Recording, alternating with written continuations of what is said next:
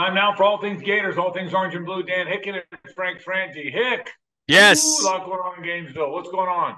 I'm mentally and physically exhausted with Gator football. It's probably best that the season's over. Pack up the balls, boys. We'll see you in the spring with new hopes. But I'm out of gas. I'm out of juice. There's a lot going on, obviously, and I don't know. I mean, I just I get a little bothered, Frank. I totally understand, and I'm not supporting Billy Napier, but I just don't get the vitriol that is thrown that way when you know he's coming back. Like, let him give him enough rope, and if he hangs himself, then he's done and he's out. If he's not, then he'll succeed. It certainly would go against the grain if he succeeds now because he's 2 years in, but I'm not 100% convinced that he can. I know it sounds crazy. Everybody, oh, you're nuts, you're nuts. The constant negativity just wears me down a little bit. It does. We're on the same page. You and I are on the same page. Maybe it's just role guys, and we've seen Yeah, it happen maybe too many that's times. it. But I agree with everything you just said. Yeah, because I will tell you this: there's a host of problems, flaws, warts in his coaching Sure. style, things he's got to do better, things in his press conference he has to do better.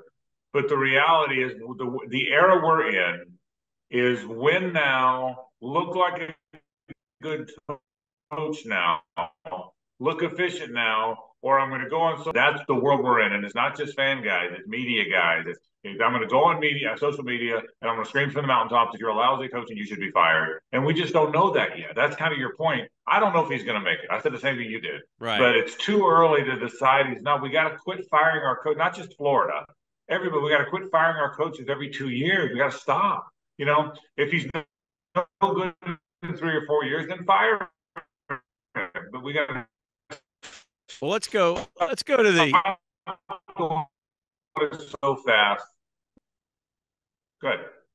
I think that's we got to stop firing our coaches. Dan, I think we fire them too fast. I think that's the point. I think it's the point where you and I are both trying to make. yeah. And so, let's talk about the Florida State game for a second, Frank. And like there's a couple things that, bother me. Like if you don't like him, no matter what he does, you're going to get angry at, right? So Florida Right. is sailing along. I think they're playing a really good football game. They get up, they get a safety, they get a nice kick return on the free kick. They're in FSU territory. It calls for a big play. I love the fact that he's going for it. Right. Right? Were you crazy about the play? No, but I went back and looked at the play, and when you look at it, you see what they're trying to do. They got all the linemen going out with Eugene Wilson. They've got him set up beautifully. But when Khalil Jackson gives it back to Max Brown, I don't know if it's youth, inexperience. If he had just taken the ball and thrown it where he was supposed to immediately, it would have been a Right. huge play. But for whatever reason, he looked over there and then he turned. And once he turned, those guys were on him. The FSU's a good defense. Their guy stayed at home. He was the only option. It was there, but he had to act like a veteran quarterback and get him the ball immediately. You could see Eugene Wilson go like this. My point is, whether it worked or not, fan goes, well, what are you? You just lost all momentum, right? Okay, well, whatever. I think it's a great play. I might have just play action thrown it deep, Right. but did they roll out Max Brown enough? No. But here's another thing we learned. We got a little giddy with Max Brown. Used to call him Max Brown downtown or whatever. He probably should be playing Right. quarterback at Central Michigan, dude. He was behind on all his Correct. throws. He made two great throws all night. Right. The one to the tight end down the Right. line and on the first series to Eugene Wilson for a first down. Other than that, he struggled. So, and he's not as good a runner as we thought he was either. So, Right. it is what it is. It's the same old stuff, and people but like I say, every Well, little thing he does, they get crazy. Now, with all that said, we also know he's got to get better. He's got to get better, right. Frank. Right. Well, in synopsis to what you said, I hated the play call. Mm-hmm. I would have rather seen throw it down the field. And I think as a coach, he's got to have the wherewithal, Dan, to know young quarterback might not get the ball out in time. You're having trouble blocking him. It's probably not a good play call because your personnel isn't veteran enough to execute it. So I agree with people that it was a lousy play call. Mm-hmm. But the point is, don't fire him. Let him learn from that and get better, and maybe bring in a play caller, maybe bring in a special teams coach. I'm like all the angry fans that want to see him fixed, want to see that get fixed. Yeah. I'm just not convinced you fixed it by firing the guy. We just want to fire. That's my complaint. Is let's quit firing to fix and let's fix to fix. That's my whole point. And then if you've tried that 3 or 4 years and fix to fix doesn't work, then fire it to fix. I think that's my biggest concern. So we're on the same page.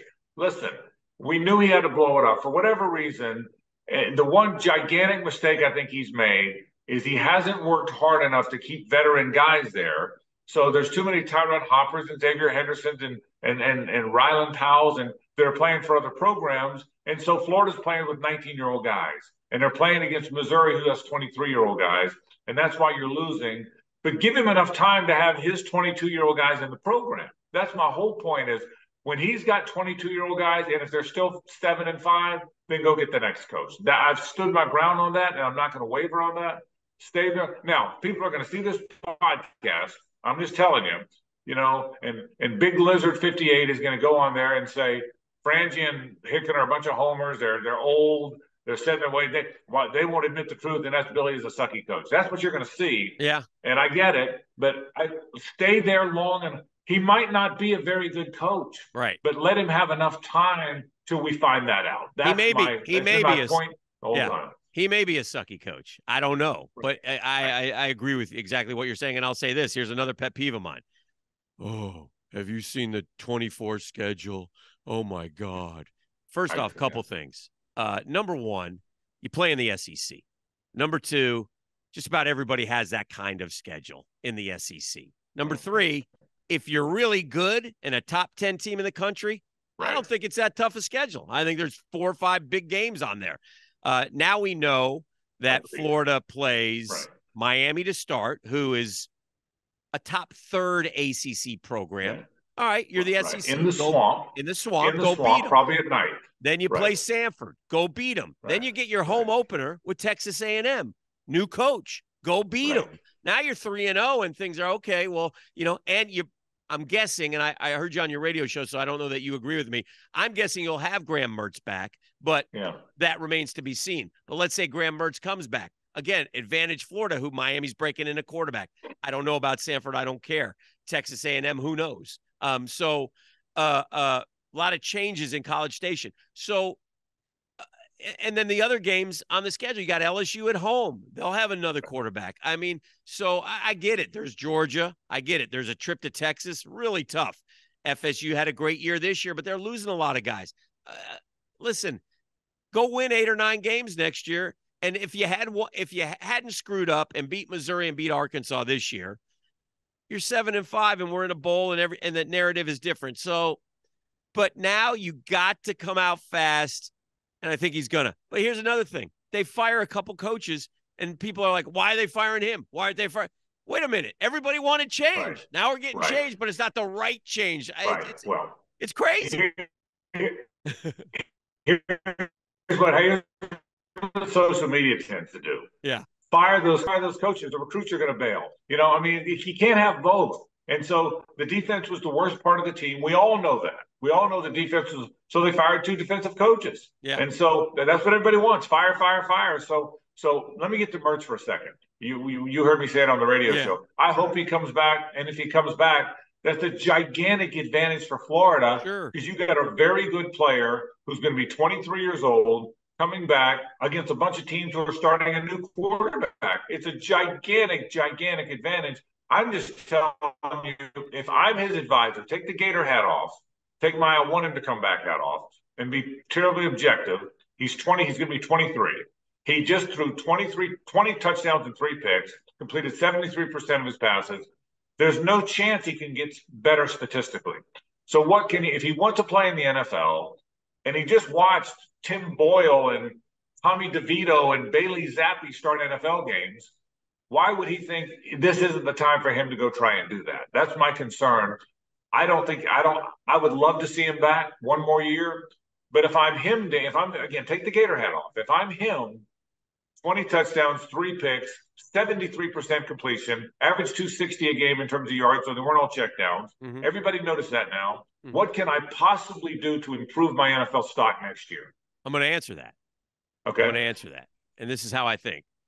Because you made me think about it because I thought it was a no-brainer. But when you start throwing those, when you start throwing those names, I get where you're coming from. But here's what I would say: I'm 23 years old. I can play another year of college football. I can make some cheddar. Okay, right. They're going to give me $500,000 or whatever it may be. Right. To live in Gainesville, hang out with my guys. I think we can be. I believe in the coach. He's made me better. And there'll be the Tim Boyles and every year in the NFL. So why not see what I can do one more year, make the guaranteed cheddar, and then try it? Because ain't no guarantee he makes an NFL roster. I mean, I love the kid. He proved me wrong. So he may prove me wrong in the NFL. Right. But so in that respect, I'll come back. I'll play a 5th year or 6th year, whatever it may be. My COVID year, I don't know what it is anymore, and see how it goes. That's my thinking about that. But you present an interesting case, and you made me think twice about it. So we'll see. I think he's coming back, though. I do think that, and I do too. If I was betting, I would too. And then you get Lagway, and away you go. Yeah.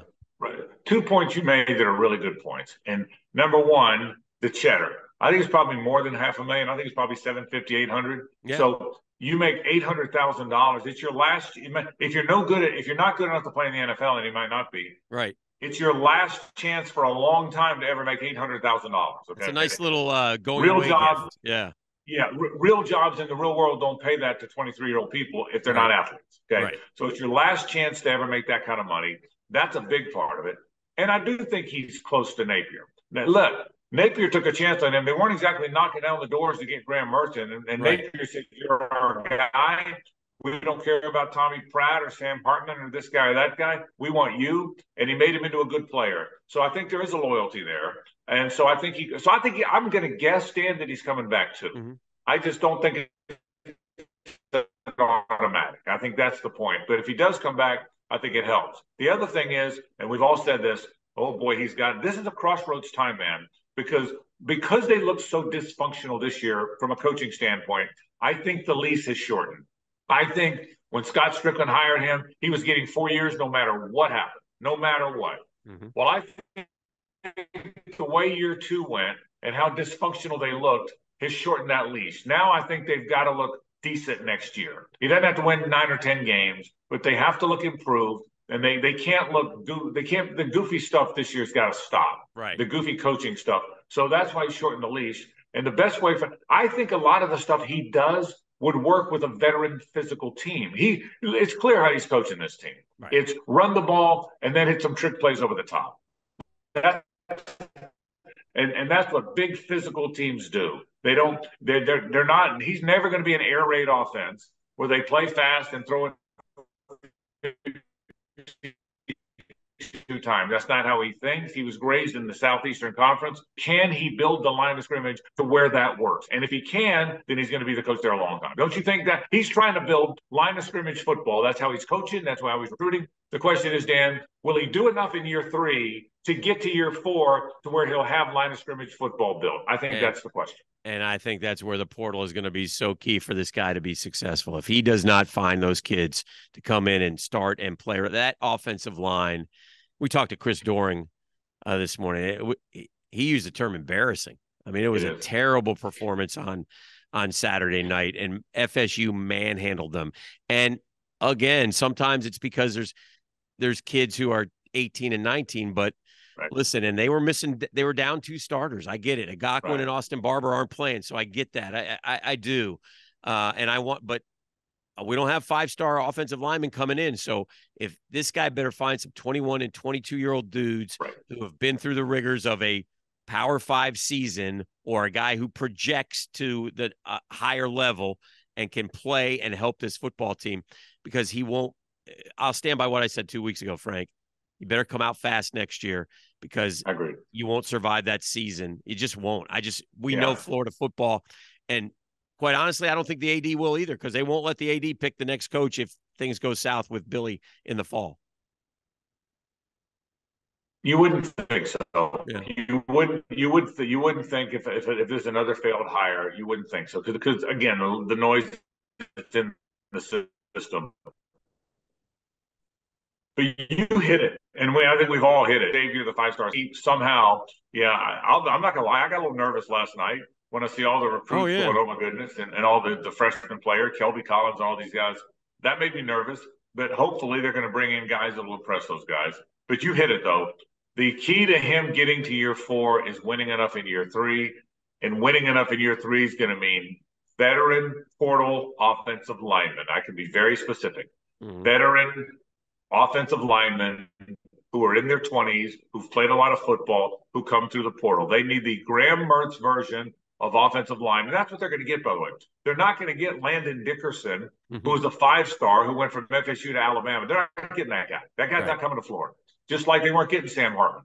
But they got Graham Mertz, who might have been just as good. People just didn't know. They need 3 or 4 Graham Mertzes who are really good, but people don't realize how good.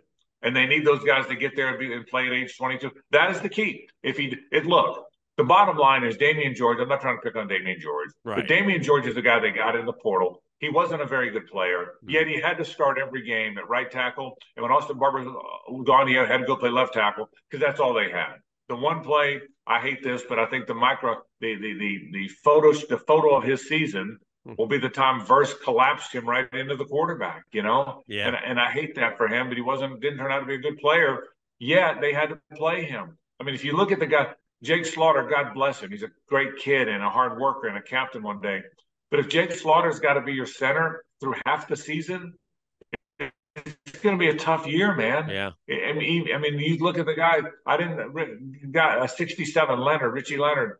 God bless him. If he's got to start 12 games, Dan, it's going to be a tough year. And I'm not trying to pick on kids because they're doing the best they can. Sure. But we're here to talk about the truth here. Yeah. And if those guys, if those are your starters, if your starters next year are that level, you're going to win 4 or 5 games again, and he's going to get fired. That's why you've got to get those portal guys on the offensive front. That's good stuff. And if we know that, he knows that. And the whispers are that they're going to be very involved in the portal. So we'll look to see how these next few weeks unfold. Signing day is less than a month away, so he's got to hold that class together as well. And we'll see. I mean, like I said, we'll see. He's not getting fired. So again, that's why I just I mean, you could sit here and just go crazy negative, but he's the coach of the Florida Gators, man. We want the Florida Gators to be successful. Right. We all have ideas of how that we think they can be successful. And we'll see. I think we're on the same page here, which is rare, but we got to find out. I'm not convinced. I don't think you're convinced. I don't think anyone's convinced. He's got a lot of convincing to do over the next 365 days. Yeah, let me tell you this thing, and I say this to Florida fans, and I hope they'll listen. Mm-hmm. They won't, and I'm one of them too. But I'm going to use the Mertz comparison again, Dan. Graham Mertz, by last July, Graham Mertz was going to be the quarterback. And I still heard fans everywhere, he would be terrible. Why didn't we get Tommy Pratt? Why didn't we get Hartman? Why didn't we get Grayson McCall? At some point, I said, listen, this is your quarterback. Yeah. You're not getting those 3 guys. So get behind him and expect good things from him, which he, by the way, delivered. Well, it's the same thing with Napier, the point you're making now. Napier's going to be your coach next year. Yeah. You can spend the whole offseason wishing he wasn't, but he's going to be your coach next year. Yeah. So let's hope everything goes well and he continues on. So, but let me ask you a couple questions. Mm-hmm. Do you think he's going to bring in an offensive coordinator or continue to call the plays himself? And do you think he's going to bring in a designated special teams coordinator? God, I hope so to the second one. The first one, the offense was better, but I think it would help him. So I think he should bring in an offensive coordinator, and I think he hears all the noise. So I guess the answer to your questions are yes, I do think he will do both of those things. Yeah. Do you? Yeah, I think he'll do I think there will be a special teams coach. It might be a linebackers coach who also has special teams, but I think there will be a designated special teams coach. It won't be Chris Couch, the part-time guy. Yeah. Offensive coordinator, I don't know. I don't think my gut tells me he's not going to change there. And I agree with you. Bringing in offensive coordinators is not just about better play calling. Right. It's about making you a better head coach. Yes. I'm totally convinced that if he was the head coach and not the play caller, he would have been out there keeping those guys from running on the field against Arkansas and causing the missed field goal, possibly causing the missed field goal. I'm convinced that would have been better if he'd have done that. So I hope that happens. So real crossroads. keep the class together is critical. Yeah. Are there any more changes coming? And you got to be Yes. really, this crossroads time means you better be really, get Mertz to come back, by the way. We had that conversation. That's gigantic. Because, by the way, if he doesn't come back, you're either, it's not Max Brown. So you're either playing a freshman who one day is going to be really good, or another portal guy who has to learn your system. So Mertz coming back is gigantic, and I hope you guys are all right that it's an automatic. Quick thought before we go, the hoops team, Dan. I don't know, the hoops team. Are you sold yet or not there yet? Where are you? I'm excited. They're fun to watch. Okay. Yeah. They're 4-2, and Right. it's the SEC's tough, and so they're going to have to win some of those games like they did against Baylor or Virginia, and find W's. But I'm excited. I think they're a tournament team, which is a positive step. And what we've always said, and what I said way back when with Mike White, they should be a tournament team. That's what Florida basketball should be. And so I like the guys that he's brought in. And I get a little juiced in watching them. I just hope that you can deliver. Yeah, I think. Yeah, that's right. It's on me. I think pulling Clayton and Kugel, the three guys on the perimeter, might be really good players. Yeah. The inside, Samuel's a good player inside. Henlockton's got to get healthy. The freshman big guys are nice players. But I think the three guys on the perimeter, I think Pullen and Clayton, and now that Clayton's an off guard, which is clearly his best position, and Kugel, who's a slasher, those three might be pretty good. And so we'll see. We'll see. You're right. It's a long time, but I like what I've seen so far. Baylor is really good. Yes. Baylor made 14 of 25 threes. I couldn't freaking miss, man. Somebody says you miss a shot. Miss one. They shot them like they were layups. Yeah. It was 14 of 25, and if not, Florida wins that game. So we'll see. All right. Crossroads for football. Excited about basketball. That's all things Gators, all things Orange and Blue. Dan Hicken and Frangie. Thank you, Frankie. Thank you, Southeast Orthopedic Specialist, by the way, se-ortho.com for all your orthopedic needs. We'll talk to you next week, my man.